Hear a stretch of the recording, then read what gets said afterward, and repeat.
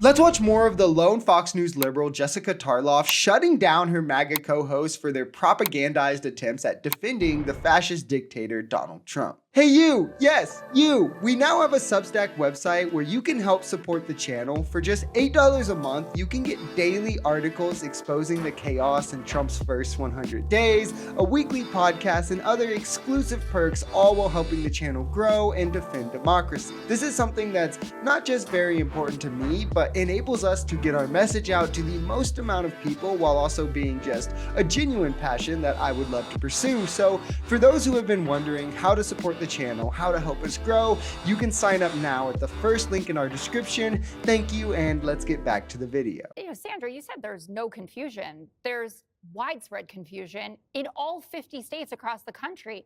I mean, Caroline Leavitt would have us believe that it's just a wild coincidence that they initiated an across-the-board freeze and the Medicaid portals have gone down everywhere. Do you know what that's like to go to log in, to access the system, and it's all shut down? Well, I don't think actually they are all back up. Obamacare. She also didn't. Catherine Sebelius, remember her? Yeah, I do. But the Obama administration didn't initiate an across-the-board freeze. Then, by the way, she also didn't know how to answer whether 72 million Americans still had their health care. She said, oh, ask the unconfirmed head of OMB. Caroline Leavitt, who is his press secretary, if you didn't know, went out in her first appearance and essentially just lied about everything or told half-truths about the things she wasn't full-on lying about. And as we spoke to earlier, with the way that Trump is exerting this authoritarian-like control over all departments and agencies of the government, he now controls the flow of information, meaning he controls the narrative and can shape it however he wants, meaning she can get away with doing just that. And it's not even going to be that big of a deal, as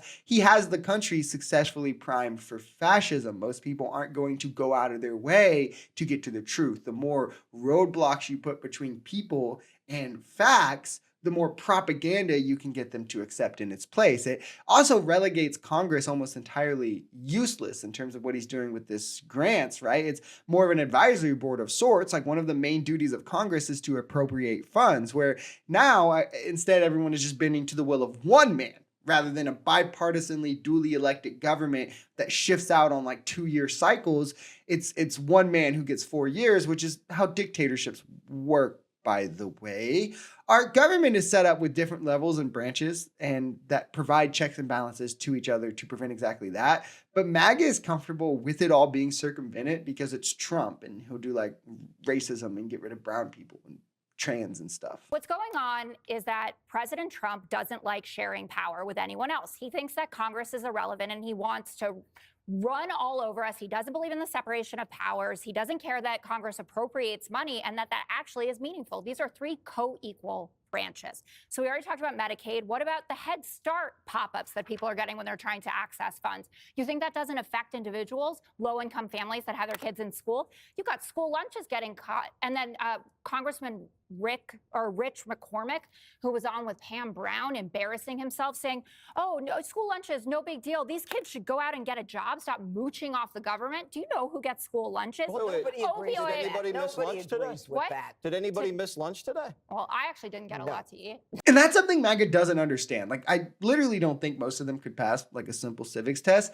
It's that the branches of government are supposed to be co-equal, but instead they see the executive, the president, as this like king-like position, but it's not. The executive is supposed to have checks and balances as well. It's not supposed to have this overarching power over these other branches, where he is now just forcing them to bend to his will with threats, essentially, while also getting big tech and social media to bend to his will with threats, essentially, and having disproportionate control of media narratives already in this country. And as Jessica mentioned, what's he doing with this dictator-like control? Well, he's halting funding to crucial social programs to get them to comply with demands and to further justify and pay for his rich guy tax cuts down the line. And then you also have to think how this affects workers who are getting paid through grants. I have friends who work as like domestic violence advocate assistants, domestic violence advocates, essentially, right? And they're now, their board is coming to them and telling them, hey, like, if nothing changes in 2 weeks, this Friday might be the last paycheck we can guarantee you. Opioid prevention funding, suicide prevention funding, HIV/AIDS treatment. They're just throwing crap at the wall and seeing what sticks. You guys didn't say anything on the DEI front at DOD. Did you see when they, for a few hours, took down the promotional video about the Tuskegee Airmen. I can't believe you're bringing that up. I am bringing it up because when people pay no attention to the details. That was on purpose. Really? Yes, you know it. That's why it was Senator totally Katie Britt that. reversed. And what you're better about than that, firing Jessica. 18 inspectors general? So now you have Dick Durbin and Chuck Grassley. That's a great idea. Well, guess what? It's illegal. They didn't give the 30 really? days. How about indicting President Trump on non-crimes? How about you just not play this game? Judge, you are a lady of the law. Congress gets 30 days to evaluate. But this is about 10 days, 13 Trump days. Is executing a power grab. No, he is waiting for people to smack him on the wrist and tell him to stop. Exactly. He's testing the waters in as many different ways he can to see what he'll get away with. And in part, probably knowing if he does it in a way that overwhelms, he's likely to get away with a little bit more. And he's emboldened to do this by the Supreme Court, giving him immunity over anything that he can call an official act. Even if illegal, he's not going to get prosecuted for it. That's why he can just brazenly fire inspector generals illegally or unconstitutionally withhold aid from agencies. What he was impeached for in his first impeachment, by the way. But it's because they'll look at this and at worst tell him, hey, you can't do this, slap him on the wrist, but he'll get in no real trouble for even trying it or even reprimanded by his own party in any way. And at best, he just gets his way.